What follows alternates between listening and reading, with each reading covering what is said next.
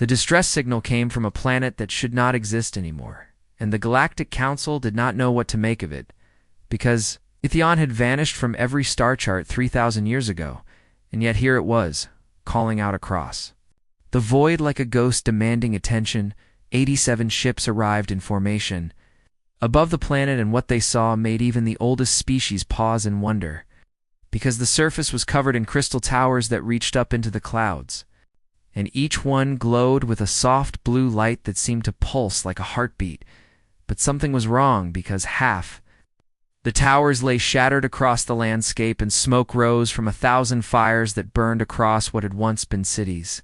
Of impossible beauty, Commander Hayes of the Terran Federation stood on the bridge of his ship, the Starlight, and watched as the alien delegates argued about who should land first, because everyone wanted the glory of making first contact with the lost elves, but no one wanted the risk of whatever had destroyed half their world. And Jake Morrison stood behind the commander and studied the readings on his screen with growing concern, because something down there was still fighting the Krillian. Imperator brought 3 battleships and declared he would claim the honor, but his ships never made it past the upper atmosphere, because something tore through his lead vessel like paper and sent it spiraling back into space, trailing fire and screams. And after that, the delegates decided to wait and observe from a safe distance like cowards. Watching a burning building, Jake looked at Commander Hayes and said, "Someone needs to go down there, sir." And Hayes looked at him with tired eyes and said, "You volunteering, Morrison? Because I am not ordering anyone into that mess." And Jake thought about it for maybe 3 seconds before he nodded and said, "Yes, sir." Someone answered that distress call, and they deserve better than us hiding up here. The Phoenix Dawn was a small frigate that had seen better days, and her crew consisted of 6 people, who had all volunteered to follow Jake into whatever waited below. And as they dropped through the atmosphere, Jake saw the battle scars on the planet more clearly, because entire sections of the world had been burned down to bedrock, and whatever had done this had been thorough and merciless. They landed in what looked like the courtyard of a massive palace made entirely of crystal that reflected the light in ways that hurt to look at directly. And the moment the airlock opened, Jake felt the temperature drop, because the air itself seemed wrong somehow, like it was too thin or too old. And Lieutenant Claire Brooks checked her readings and said, "Boss, the atmosphere is breathable, but there is something else here that our sensors cannot identify." In the center of the courtyard stood a woman, and beside her sat a dragon, and Jake had to remind himself to breathe, because he had never seen anything so beautiful and so terrifying at the same time. And the woman had platinum hair that fell past her waist, and her armor was covered in blood that definitely was not red like human blood, and her eyes glowed with a soft silver light that seemed to see right through him. The dragon was the size of a warship, and its scales shimmered with colors that Jake did not have names for, and heat radiated from its body in waves that made the air shimmer. And when it looked at the Phoenix Dawn, Jake felt like an insect being examined by something vast and ancient and utterly beyond his understanding. Jake walked forward slowly with his hands visible and empty, because going for a weapon near a dragon seemed like a really bad idea. And he stopped about 20 meters away and said, "I am Lieutenant Jake Morrison of the Terran Federation, and we received your distress signal." And the woman looked at him for a long moment before she smiled, and it was the saddest smile Jake had ever seen. Said, "I am Queen Liana of Etherin, last of my people, and this is Emberwing, my companion and friend, and I sent that signal 3 weeks ago when I finished killing the last of the Voidborn that attacked my world." And Jake looked around at the destruction and said, 3 weeks, and you fought them alone for 3 weeks?" And she laughed, but there was no humor in it, and said, "I've been fighting them alone for 300 years, Lieutenant, and 3 weeks was merely the final battle. The other ships finally started landing once they saw Jake was not immediately killed, and representatives from a dozen species emerged wearing their finest clothes and carrying gifts and declarations in the Krillian. Imperator himself descended in a golden platform and announced that he had come to offer his protection to the Elven Queen. And Liana looked at him like he was something she had stepped in. She said, "I need no protection, Imperator, and I want nothing from your council." But they did not listen, because they saw opportunity in her, and greed made people stupid across every species. And the Astral Sovereign offered her wealth beyond measure, and the infinite merchants offered technology and alliances, and through it all, Liana just stood there with Emberwing beside her, looking more and more like she was considering killing them all finally. She raised one hand, and the crystal palace behind her began to glow brighter and brighter until everyone had to shield their eyes, and when the light faded, she had erected a barrier of pure energy around herself and Emberwing. And her voice carried across the courtyard with perfect clarity as she said, "I will accept aid in hunting the remaining Voidborn scattered across this galaxy, but I will not be bought or bargained with or treated like a prize at your political games," she continued and said. "Each species may send one champion, and together we will hunt the creatures that destroyed my people, and at the end, whoever has proven themselves worthy will earn the right to fight beside me, nothing more and nothing less." And the delegates immediately began arguing about who should represent their people, because even the chance to fight beside the Elven Queen was worth more than most kingdoms. Jake walked back to his ship, and Claire said, "You are not actually going to volunteer for this, right, boss? Because that dragon looks like it eats ships for breakfast." And Jake said, "Someone has to actually focus on hunting these Voidborn things, Claire. And everyone else up there is too busy trying to impress her." And Claire sighed and said, "You are going to get us killed one of these days." And Jake said, "Probably, but not today." That night, Jake could not sleep, so he walked the perimeter of their landing zone and found Liana sitting on a broken pillar staring up at the stars, and Emberwing was curled around her like a cat the size of a mountain, and Jake almost turned back. But she said, "You may approach, human, and I will not have my companion eat." You and Jake decided that was probably the best invitation he was going to get. He sat down a respectful distance away and said, "For what it is worth, I am sorry about your people."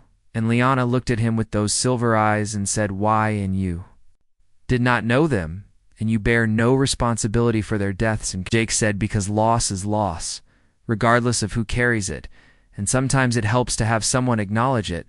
They sat in silence for a while before Liana said, "The Voidborn came from the spaces between dimensions, and they were summoned by those who wanted power and thought they could control them." And she laughed bitterly and said, "They were wrong, of course, and my people paid the price for their arrogance, and I have spent centuries hunting the creatures across the stars, trying to stop them from doing to others what they did to us." Jake said, "And now you want help?" And she said, "Now I am tired, Lieutenant, and I have fought alone for so long that I barely remember what it means to trust anyone. But I cannot do this forever, and the Voidborn must be stopped before they consume everything." And Jake nodded and said, "Then I will help you hunt them." And Liana looked at him surprised and said, "Just like that? And no grand speeches or demands for reward?" Jake shrugged and said, "You need help, and I can provide it, and everything else is just noise." And for the first time since he had met her, Liana smiled a real smile and said, "Perhaps there is hope for your species after all." Lieutenant Morrison and Emberwing made a sound that might have been laughter or approval, and the crystal towers around them pulsed with light, like a heartbeat slowly returning to life. The Galactic Council organized trials across 5 different worlds, and each one was supposed to test the worthiness of those who sought to stand beside Queen Liana, but what they really wanted was a spectacle and entertainment for the masses, who watched from a billion screens across known space.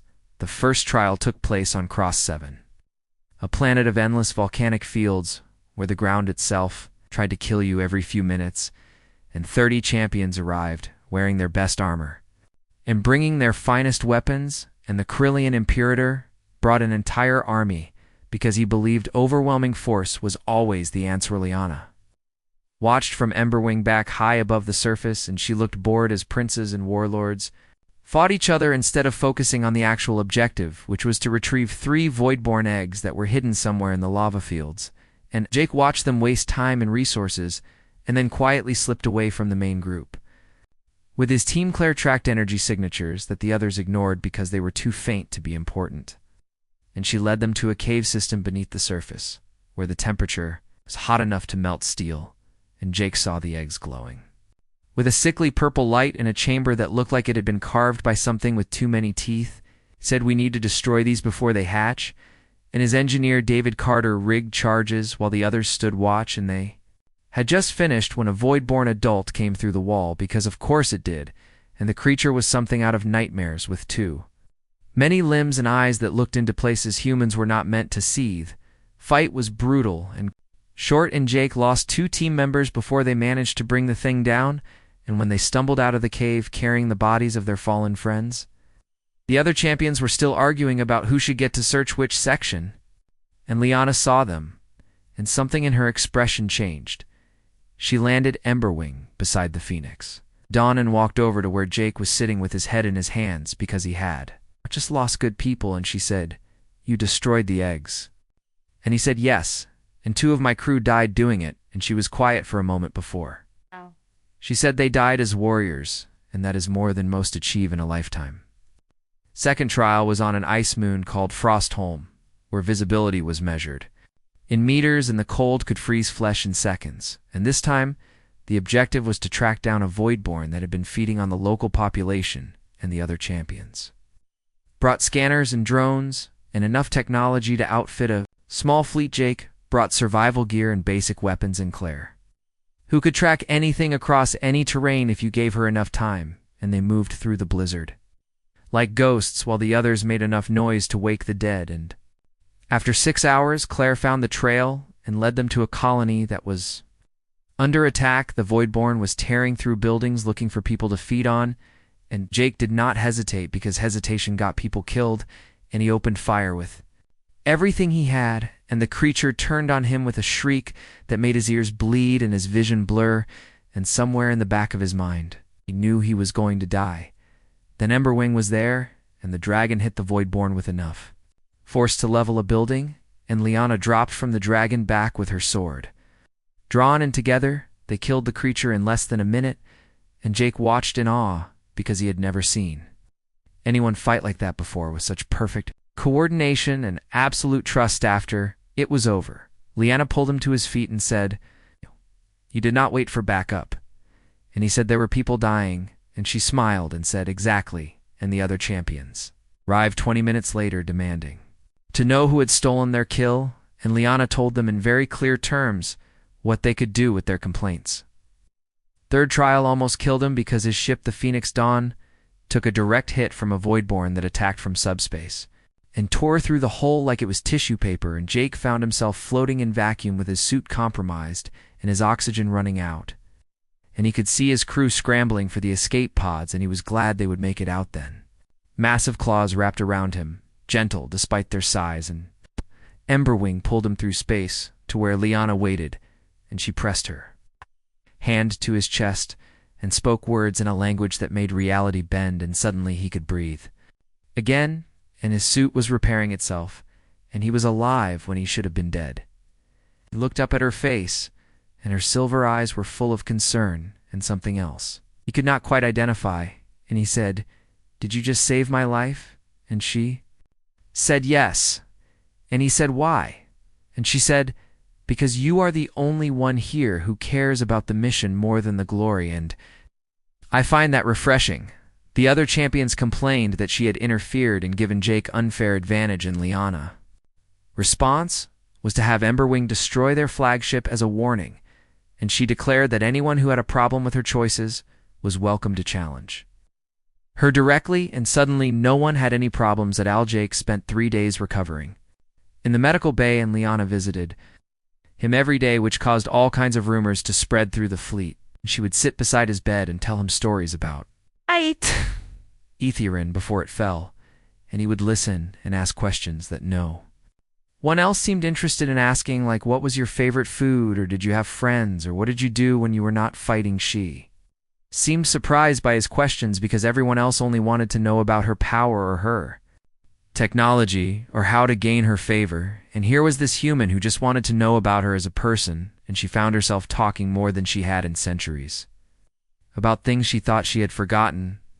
Then the 4th day, Jake was cleared for duty, and he found Liana waiting outside the medical bay with Emberwing. And she said, "The council has arranged 2 more trials, and I am tired of their games." And Jake, I said, "Then why not just pick someone and end this?"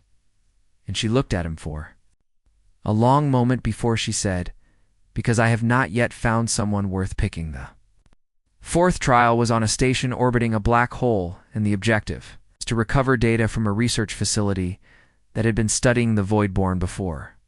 Everyone there died, and the station was falling apart piece by piece as tidal forces pulled it toward the event horizon, and they had maybe 6 hours before it was gone forever. The other champions argued about the best approach, while Jake and his team just went in because 6 hours was not a lot of time, and they found the data core in a lab that was covered in blood and claw marks, and something was still moving in the shadows, and Claire said, "Boss, we need to leave now." And Jake said, "Get." The data first, the Voidborn that emerged from the darkness, was different from the others because it had been feeding on scientists and their knowledge, and it moved with terrible intelligence, and spoke in voices of the dead, and it nearly got them. Twice before Jake figured out its pattern and led it into a trap that collapsed half the station on top of it. They made it out with 30 seconds to spare and the data core intact, and when they got back to the fleet, Liana was waiting, and she took the core from his hands and said, "You are either very brave or very stupid, Lieutenant." Morrison and he said, "Probably both, Your Majesty," and she laughed, and it was the first time he had heard her really laugh, and it was a beautiful sound. Fifth trial never happened because Jake found something in the data that made his blood run cold, and he took it straight to Liana and said, "We need to talk privately," and she saw his expression and dismissed everyone else, and he showed her the evidence that the Voidborn attacks were not random and someone had been directing them for thousands of years. She stared at the data for a long time before she said, "I suspected as much, but I could never prove it," and Jake said, "The pattern is clear. Once you know what to look for, and someone on the Galactic Council has been using the Voidborn as weapons," and she said, "Not just someone, Lieutenant, and many of them, and they killed my people because we refused to join their empire of lies." They looked at each other, and both knew what this meant, because exposing the Council would start a war that would tear the galaxy apart, but hiding it would let the killing continue. And Jake said, "What do we do?" And Liana smiled, and it was not a nice smile, and said, "We finish what we started, and we make them pay for every life they have taken." The Galactic Council did not like that Liana was spending time with the human, and they made their displeasure known through official channels and unofficial threats, and the Krillian Imperator sent 3 assassins who ended up as ash on the palace.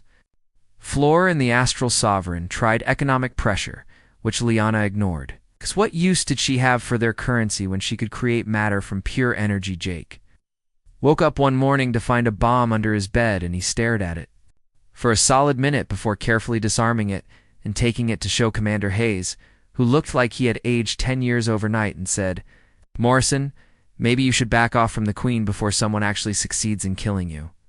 And Jake said, "No, sir." And Hayes sighed and said, "I figured you would say that." Liana called a meeting with the Council representatives and told them, in very clear terms, that she would choose her companions as she saw fit, and if they had a problem with that, they were welcome to try stopping her and the Krillian Imperator made the mistake of threatening to withdraw his support for the Voidborn hunt unless she reconsidered her options. Her response was immediate and terrifying because Ember Wing appeared above the Krillian flagship and bathed it in fire hot, enough to turn metal into vapor, and the ship died screaming, and Liana stood in the palace courtyard with her hand raised and said, "I have never bowed to any council, and I will not. Start now, and anyone who forgets this will share that." Ship fate, the surviving council members retreated to their vessels and held emergency sessions, trying to figure out how to control a situation that was rapidly spiraling beyond their grasp. And Jake listened to their communications because human intelligence services were very good at intercepting encrypted messages, and what he heard made him want to throw up. Claire came running into his quarters at 0300 hours and said, "Boss, you need to see this right now," and she showed him communications between council members discussing how to eliminate the Elven Queen permanently because she was becoming too much of a threat to their power structure, and they had a weapon that could kill even her if they could separate her from Ember. When Jake grabbed his gear and ran to find Liana, because she needed to know what was coming, and he found her in the garden that had somehow survived the Voidborn attack, and she was tending to flowers that glowed in the darkness, and she looked up when he approached, said, "You look worried." "Lieutenant," he showed her the intercepts and watched her face harden as she read them.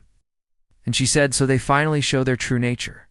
And I have been waiting for this moment for 3,000 years, and Jake said, we need a plan because they have weapons we do not understand. And she said, I know their weapons, Lieutenant, and I know how to counter them, but I will need your help. They spent the next week preparing, and Liana taught Jake things about void-born technology that no human had ever known, and she showed him how the Council had been stealing elven knowledge for millennia and using it to maintain their power, and every piece of evidence they found made Jake angrier because his people had been lied to about everything.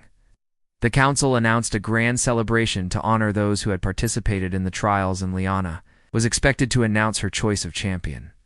And everyone assumed she would pick someone powerful and connected and useful to the political games, and Jake knew it was a trap, but Liana insisted on attending because she said it was time to end this charade. The celebration was held on the Council flagship, a vessel so large it had its own ecosystem and gravity wells, and thousands of delegates from across the galaxy attended, wearing their finest clothes and bringing gifts, and Jake wore his dress uniform and felt completely out of place among beings who could reshape reality with a thought. Liana arrived fashionably late, wearing armor that looked like it was made from starlight, and she had Emberwing land on the flagship hull, which caused all kinds of structural alerts, and she walked into the grand hall like she owned it, and every eye turned to watch her, and the whispers started immediately.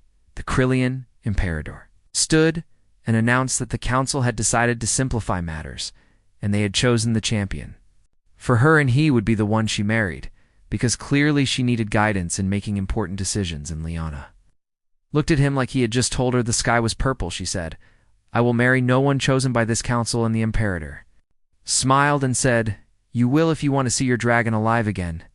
And that was when the trap sprung, because the flagship generated a field that blocked all dimensional travel, and Emberwing was stuck outside, unable to reach her Council guards. Poured into the hall wearing armor that was covered in stolen elven technology, and they surrounded Liana, and the Imperator said, you have two choices, Queen, and you can marry my chosen candidate and become a figurehead for our empire, or you can watch us dissect your dragon and learn all your secrets. The hard way. Liana drew her sword and killed 6 guards before they managed to bind her with energy chains that suppressed her power, and she fought like a demon, but there were too many, and they dragged her to the center of the hall and forced her to her knees. And the Imperator said, such spirit, and it will be broken soon enough. Jake watched from the crowd and felt Claire grip his arm and whispered, do not do anything stupid, boss. And he said, too late, and he pulled out the device Liana had given him and activated it, and every light in the flagship died as human-made.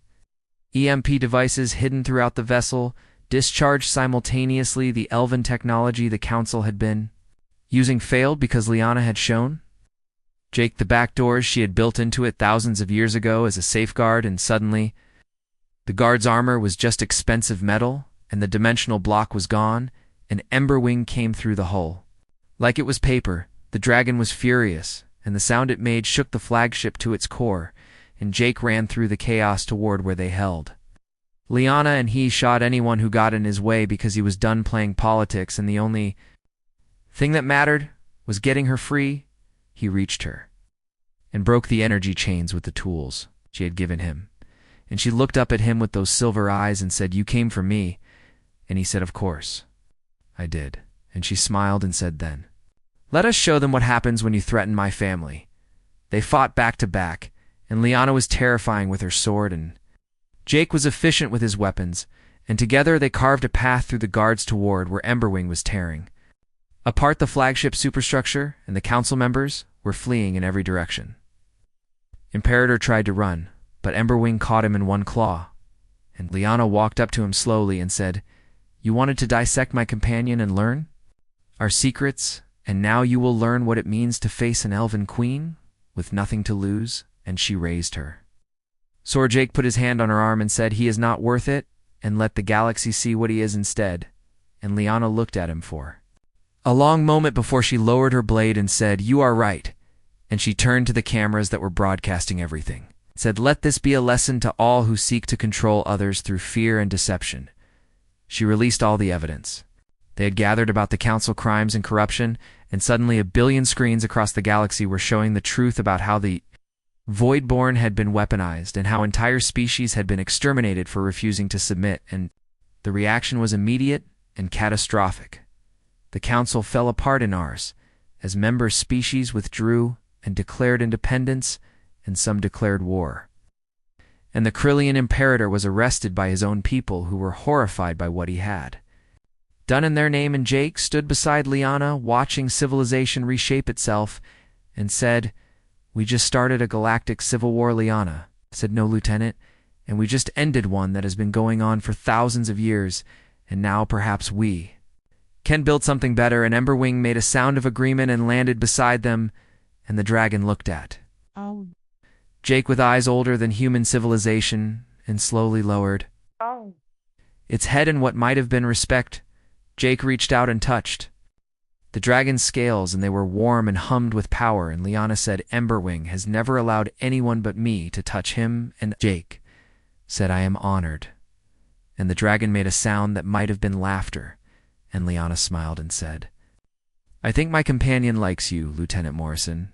They left the flagship as it tore itself apart and returned to Etherin, and Jake expected things to go back to normal, but instead, Liana asked him to stay and help her rebuild, and he said yes, because leaving felt wrong somehow, and his crew agreed to stay because they had become invested in seeing this through that.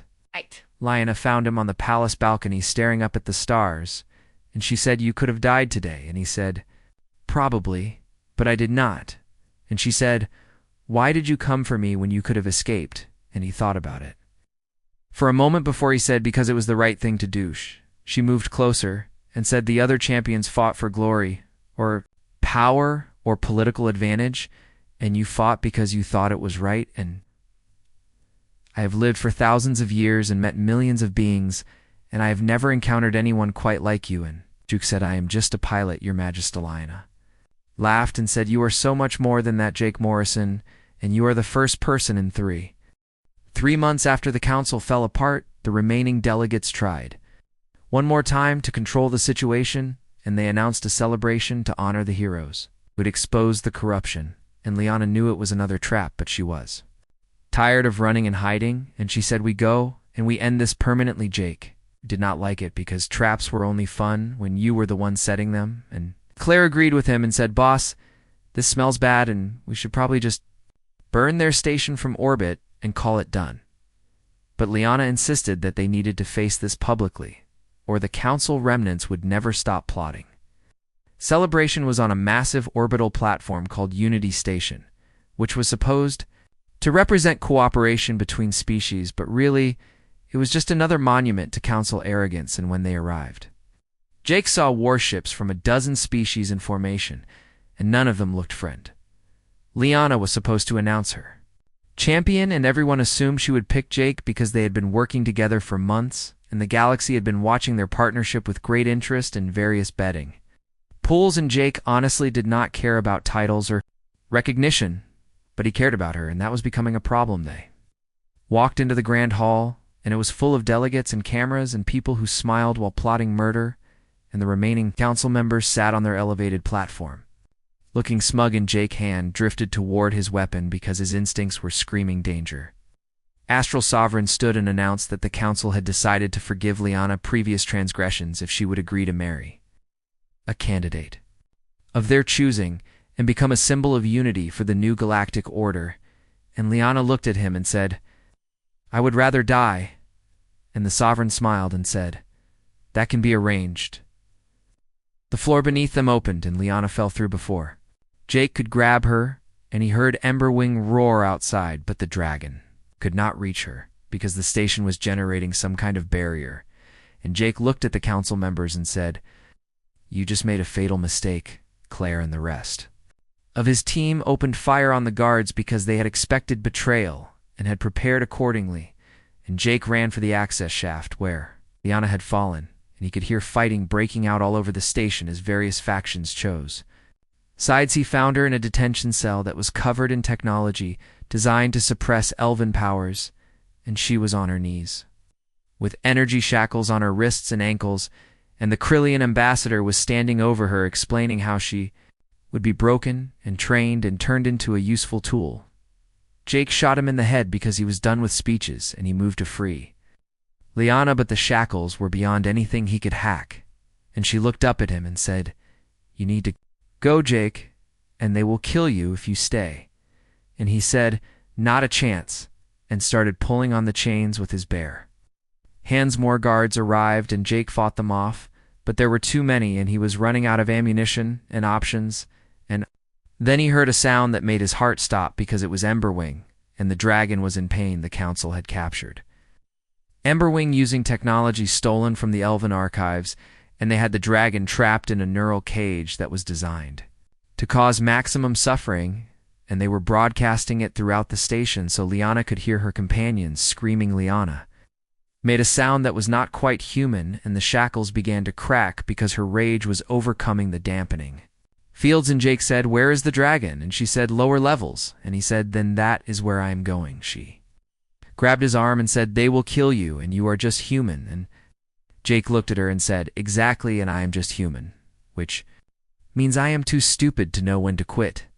And he kissed her because he had wanted to for months, and this seemed like as good a time as any to stop pretending otherwise.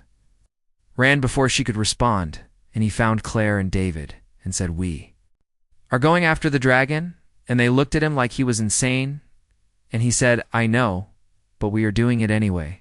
And Claire sighed and said, "You better marry that elf woman, boss, because I am not dying for anything less than true love." They fought their way down through 12 levels and lost David when a support beam collapsed and Jake wanted to stop, but David screamed at them to keep going, and they did because that was what soldiers did, and they reached the chamber where they held Emberwinth.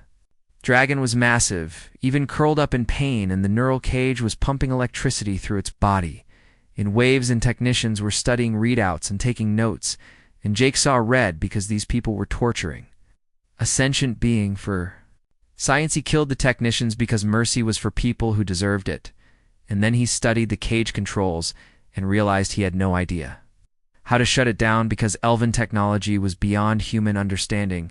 And Claire said, "Boss, we have company," and Jake said, "By me time." She held the entrance while Jake tried every combination he could think of, and nothing worked. And Emberwing opened one massive eye and looked at him, and Jake said, "I am trying, buddy, and just hold on."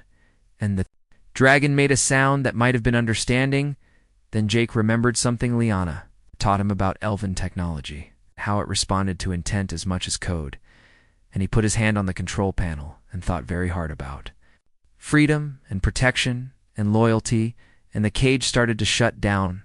Numberwing rose slowly, and the dragon was weak but alive, and Jake said, "Can you get us to Liana?" And the dragon lowered its head, and Jake climbed on, because apparently his life was insane now, and Claire jumped up behind him and said, "I am definitely getting a raise for this." The dragon crashed through 6 levels of station on the way back up because subtlety was not really an option anymore, and they found Liana still in the cell, but she had broken her shackles and was fighting her way out. And when she saw Jake riding Emberwing, she stopped and started Emberwing. Landed beside her and nuzzled her gently, and she wrapped her arms around the dragon neck and whispered something in Elven, and then she looked at Jake and said, "You freed my companion," and he said, "Seemed like the right thing to do." And she said, "You are the most remarkable human I have ever met."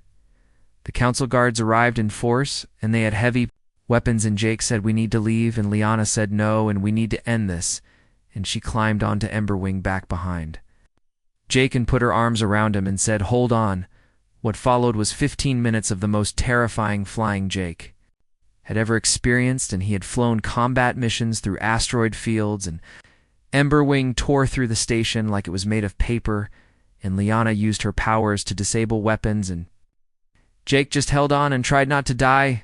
They crashed into the grand hall where the council members were trying to evacuate, and Emberwing landed in front of them, and the dragon made a sound that rattled the station's superstructure, and the delegates froze, because running from an angry dragon was suicidal. Liana slid off the dragon back and walked toward the council members, and her armor was torn and bloody, and her hair was wild, and she looked like something out of ancient myths, and she said, "You tried to take my companion and you failed, and now you will face the consequences." The astral sovereign tried to bargain, and the remaining Krillian representative tried to threaten, and Liana just raised her hand and the station began to shake, and Jake realized she was going to tear it apart. And he said, "Liana, wait," and she paused. He walked to her side and said, "They are not worth it, and let them live with their failure." And she looked at him and said, "They tried to break me," and he said, "But they did not. And you are still here and still strong, and that is the best revenge." She considered this and slowly lowered her hand, and the shaking stopped, and she turned to the cameras and said, "Let this be known across the galaxy, and I am Liana, last queen of Itherian, and I bow to no council and no empire, and anyone who tries to control me will face what these fools face today." Then she did something that shocked everyone, including Jake, and she turned to Emberwing and spoke in Elven, and the dragon looked at Jake with those ancient eyes and slowly bowed its head, and Liana said, "My companion wishes to honor you, Jake Morrison, and you have earned the right to ride beside me." Jake stared because being accepted by Emberwing was something no outsider had ever achieved, and the dragon was offering him a bond that transcended species and politics. And he looked at Liana and said, "Are you sure about this?" And she smiled and said, "Emberwing is sure, and that is all that matters." He put his hand on the dragon scales and felt warmth spread through him, and suddenly he could feel Emberwing thoughts at the edge of his mind. And the dragon was ancient and wise and utterly loyal, and Jake understood why Liana had fought so hard to protect her companion. They left Unity Station as it fell apart behind them, and the council remnants scattered to whatever holes they could find, and Jake sat between Liana and Emberwing neck and thought about how his life had gotten so strange, and Liana leaned against his back and said, "Thank you for saving you. Said you would have done the same." And she said, "Yes, but you did it first, and that matters." And they flew back to Itherian in comfortable silence, while the galaxy watched and wondered what would come next.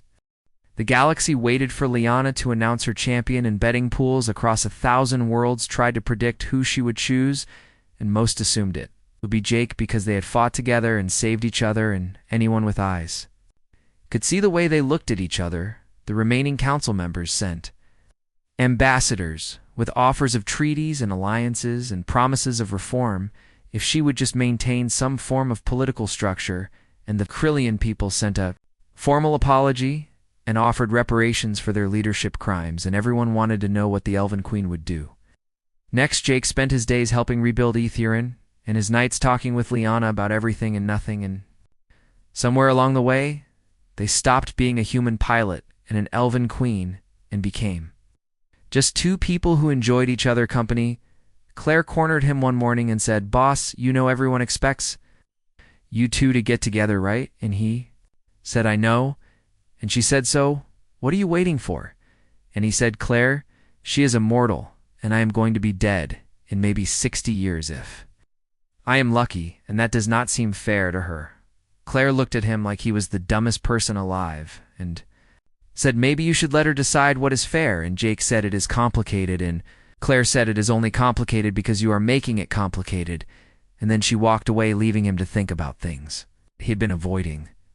Astral Sovereign arrived personally with a fleet of ships and enough gifts to buy a solar system, and he requested an audience with Liana, and she agreed because diplomacy was tedious but necessary, and Jake attended as her companion and watched the Sovereign try every trick in his ancient playbook. Sovereign offered wealth and power and technology, and Liana listened politely and then said no to everything. And the Sovereign said, "But surely you want to rebuild your civilization?" And she said, "I do, but not with your help, and not under your terms." He tried a different approach and said, "The human cannot give you what we can offer, and he will be dead in a handful of years, and what is that compared to your eternal life?" And Liana went very still, and Jake thought she might kill the Sovereign, and probably should have. She said in a voice colder than vacuum, "You presume to know what I want and what I need." And the Sovereign said, "I am merely being practical." And Liana said then, "Let me be practical as well, and you have exactly 1 hour to leave my system before I feed you to my dragon." The Sovereign left in a hurry, and Jake said, "You did not have to do that." And she said, "Yes, I did, and I am tired of people who think they can dictate my choices." And he said, "Fair enough." And she looked at him and said, "We need to talk." They walked to the garden that had been fully restored, and flowers from a dozen extinct species bloomed in impossible colors, and Liana said, I have been thinking about what you said and about time and mortality, and Jake said, and she said, I want to show you something. She took his hand and led him to the center of the garden, where a crystal pool reflected the stars, and she said, This is the well of ether, and it is where my people were born, and where they returned when they died, and it holds the power to grant immortality or take it. Hawajik stared at the pool and said, Why are you showing me this? And Liana said, Because I want you to understand what I am about to do. And he said, What are you about to do? And she smiled sadly and said, I am going to give up my immortality. He said, What? And no, and you cannot do that. And she said, Yes, I can, and I am going to. And he said, Why? And she said, Because I have spent 3,000 years watching civilizations rise and fall and seeing the same patterns repeat endlessly, and I am tired. Jake, she continued and said, I have seen empires built on lies and alliances formed through fear, and everywhere I look, I see people choosing power over connection. And immortality has taught me that time means nothing if you spend it. Jake said, But you are not alone anymore. And she said, Exactly, and that is why I am doing this, and you showed me that there is more value in a human lifetime truly lived than in an eternity spent playing political games, and I want to experience that. He said, You are talking about dying? And she said, I am talking about living, and really living for the first time in millennia, and I want to grow old with someone I care about, and I want to feel time passing and know that every moment matters, because there are only so many of them. Jake did not know what to say, because this was insane and wonderful and terrifying, and he said, The galaxy will fight you on this. And she said, Let them try. He said, Your people. And she said, My people are gone, and I am the last, and I get to choose how their legacy continues. She said, I am choosing you, Jake Morrison, and not as my champion, or my companion, or my political ally. And I am choosing you as my equal and my partner, and if you will have me, I would like to spend however many years I have left at your side. He kissed her because words seemed inadequate. And when they broke apart, he said, You are absolutely insane. And she said, Perhaps, and is that a yes? And he said, Yes, you crazy immortal elf woman, and yes to all of it. The ceremony happened 3 days later, and it was nothing like the grand political weddings the galaxy expected. And Liana stood before the well of ether, with Jake beside her, and Emberwing watching, and she spoke the old words that would bind her life to his. The well glowed, and Liana screamed because giving up immortality was not a gentle process, and Jake held her as her body changed and aged just slightly, and when it was done, her eyes were no longer silver but a soft blue, and she looked at him and said, How do I look? He said, Beautiful. And she laughed and said, Liar. And I can feel time now, and it is strange and wonderful. And she kissed him, and Jake could taste mortality on her lips, and it was the most precious thing he had ever known. The galaxy erupted when they announced what she had done, and some species celebrated the fall of the old order, and others declared it a tragedy, and the Krillian Empire sent assassins. One more time, because apparently they never learned, and Emberwing ate them. Liana and Jake did not stay to manage the political fallout, and they took Emberwing and the Phoenix Eternal and left to finish what they started, and hunt down the last of the Voidborn and build something new.